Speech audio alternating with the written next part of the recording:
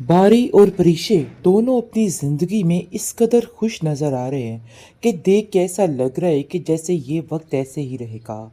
लेकिन इनकी खुशियों को नज़र लगने वाली है।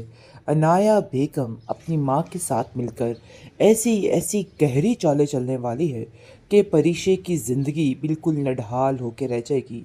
उसकी ज़िंदगी में ऐसे तूफ़ान बर्पा करेगी कि उसके लिए सब ख़त्म हो जाएगा।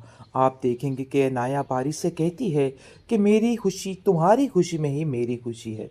लेकिन अंदर ही अंदर वो टूट चुकी है और कहती है कि मैंने तुम्हारी खुशी के लिए इस बात की हामी भरी है और मुझे यकीन है कि सब ठीक हो जाएगा। खैर अब देखेंगे कि मिनाल का शोहर काफ़ी ज़्यादा खुश है और कहता है कि अब मैं काफ़ी मुत्तमिन हूँ कि अनाया ने ये बात दिल पे नहीं ली। और देखो मेरी बहन को कि किस कदर अक्लमंदी के साथ उसने ये सब कुछ हैंडल किया।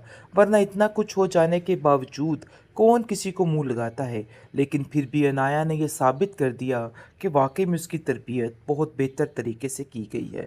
लेकिन जी आप देखेंगे कि मिनाल ये सारे मामला देख के काफ़ी हैरान हो रही है, क्योंकि घर वालों का ये रवैया उसको काफ़ी ज़्यादा तकलीफ़ दे रहा है और वो समझ चुकी है कि नहीं, ये मामला बहुत बदतर से बदतर होने वाला है।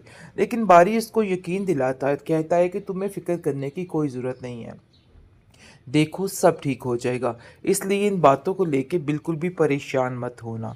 मुझे पता है हर चीज़ का, मैं हर चीज़ को हैंडल कर ही लूँगा। लेकिन जी आप देखेंगे कि बारी काफ़ी ज़्यादा खुश है और मिनाल को कहता है कि यकीन मानो इस तरह की खुशी मुझे पूरी ज़िंदगी नहीं मिली, जो मुझे परीक्षे का साथ पाने से मिल चुकी है। लेकिन परीक्षे भी काफ़ी हैरान और परेशान है और कहती है कि ये सारी चीज़ें ऐसा ना हो कि मुझे घुटने टेकने पर मजबूर ही कर दे। मतलब ये है कि मुझे रुस्वा कर दे। लेकिन जी आप देखेंगे कि वो उसको यकीन दिलाता है बारी और कहता है ऐसा कुछ भी नहीं है। इन सब बातों को लेके परेशान होने की अब कोई भी ज़रूरत नहीं है तुम्हें। है उसकी जो माँ है दूसरी रुमैसा, उसने उसका जीना महाल कर रखा है। बात पे बात उसको ताने दे रही है और कह रही है कि आखिर तुम सही बताओ कि तुम्हें वाक़ई में मज़ा आया और बारी को किस तरीके से तुमने फँसाया और किस तरीके से हैंडल किया। जिस पर वो इन बातों से काफ़ी ज़्यादा हैरान हो रही है और कहती है कि आखिर आप इस तरह की बातें मेरे साथ क्यों कर रही हैं?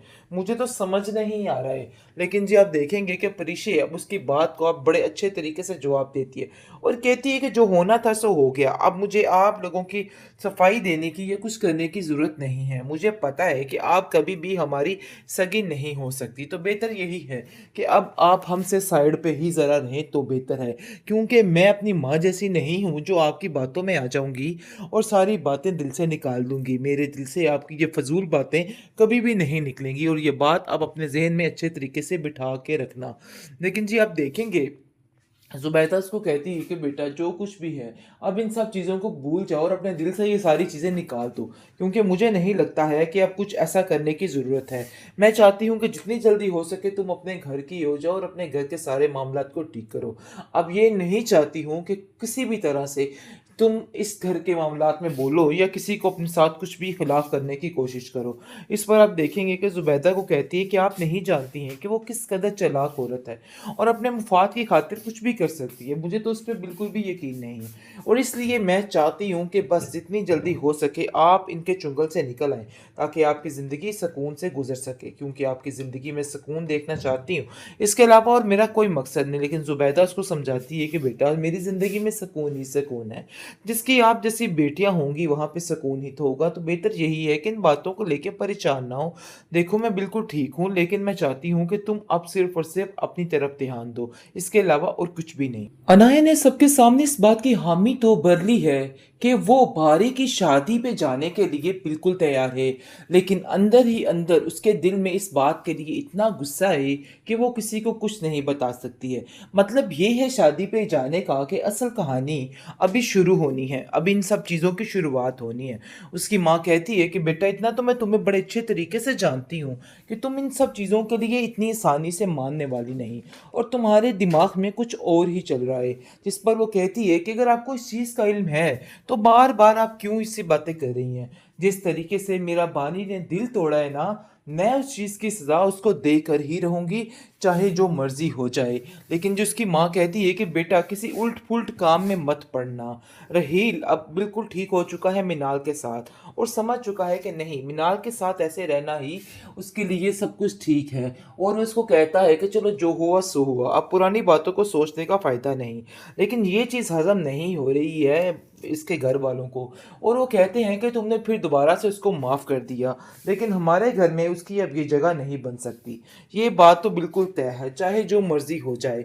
तुम्हें अगर उसके साथ रवैया अपना ठीक रखना है तो चाहे रखो, लेकिन हम बारी के किए की सज़ा अब मिनाल को देकर ही रहेंगे। मुझे इस चीज़ का अंदाज़ा हो चुका है कि जो कुछ बारी ने किया है ना, बहुत गलत किया है।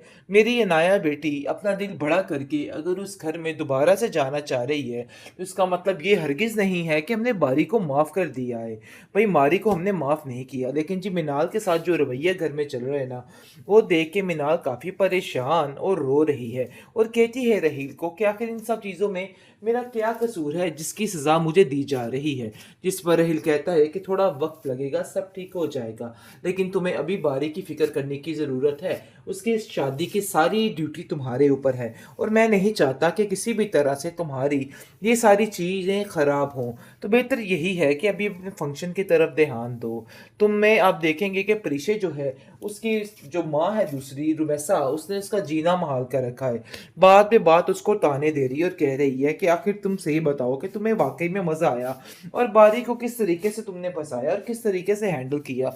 जिस पर वो इन बातों से काफ़ी ज़्यादा हैरान हो रही है और कहती है कि आखिर आप इस तरह की बातें मेरे साथ क्यों कर रही हैं?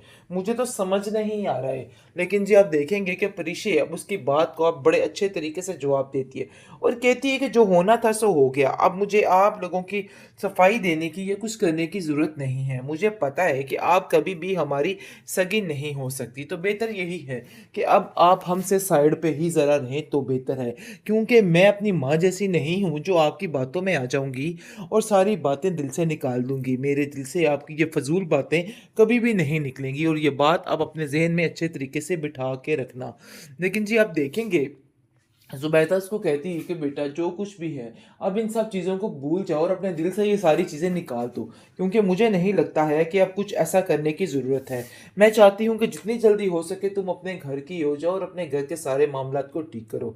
अब ये नहीं चाहती हूँ कि किसी भी तरह से तुम इस घर के मामलात में बोलो या किसी को अपने साथ कुछ भी खिलाफ़ करने की कोशिश करो।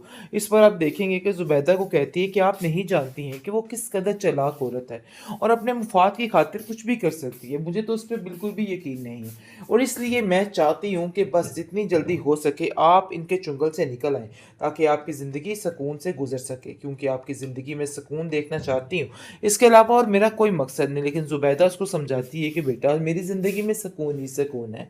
जिसकी आप जैसी बेटियाँ होंगी वहाँ पे सुकून ही तो होगा। तो बेहतर यही है कि इन बातों को लेके परेशान ना हो। देखो मैं बिल्कुल ठीक हूँ, लेकिन मैं चाहती हूँ कि तुम अब सिर्फ़ और सिर्फ़ अपनी तरफ ध्यान दो।